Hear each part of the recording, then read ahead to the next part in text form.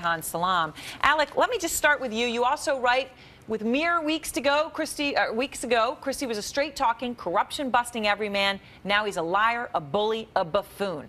Your language there, your writing, you seem very confident that Chris Christie is done. Well, I actually wouldn't go that far. I'm not a prognosticator, but what I really think that has happened here is that, and this is what I tried to describe in my piece, is that we're suddenly seeing a different side of Chris Christie. This is a side of Chris Christie that I think was there all along, but we are somehow missing it.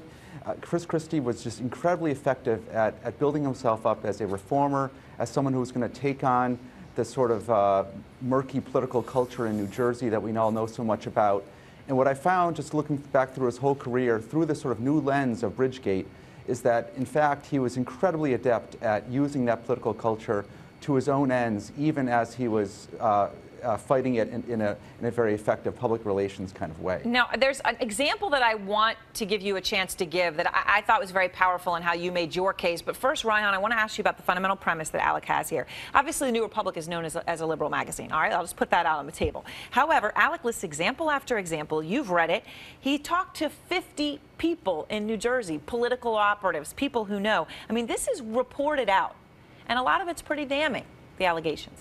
It's true, but a lot of them strike me as a little bit confused. For example, when you look at transitional aid, this is one of the tools that any governor of New Jersey has to reward friends and allies, right? You can give money with few strings attached to mayors of local governments. The thing is that Chris Christie actually transformed this transitional aid program to introduce terms and conditions, to introduce new transparency to the program that actually make it a lot harder for him to reward his allies. So if he really was someone who was trying to use this to reward and punish people, why exactly would he why would he tighten these constraints on himself rather than actually leave his power totally untrammeled? There are a lot of little questions like that are raised. And of course, anyone like this who exercises his power is going to have a lot of enemies, a lot more than 50 enemies. And I think Alec has done a great job of finding those enemies and gathering stories from them. Well, let me just point out something that Alec pointed out. Maybe some of you weren't aware. I wasn't aware. You know, New Jersey is perhaps a very corrupt state for a couple of reasons. One of which Alec mentions is the governorship in New Jersey. When you just look at the absolute facts of the power that governor has, the most powerful governorship in the country,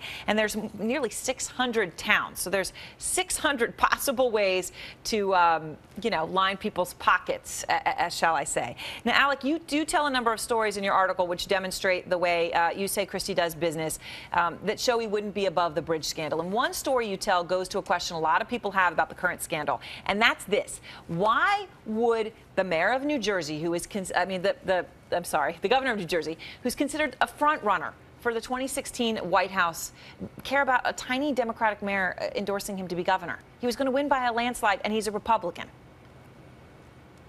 Exactly. But he was so set on building up these number of Democratic endorsements and building up his vote tally in that re-election because he wanted to send this message that he was the bipartisan guy who could run in 2016 as someone who could maybe win purple states and maybe even blue states for the Republicans.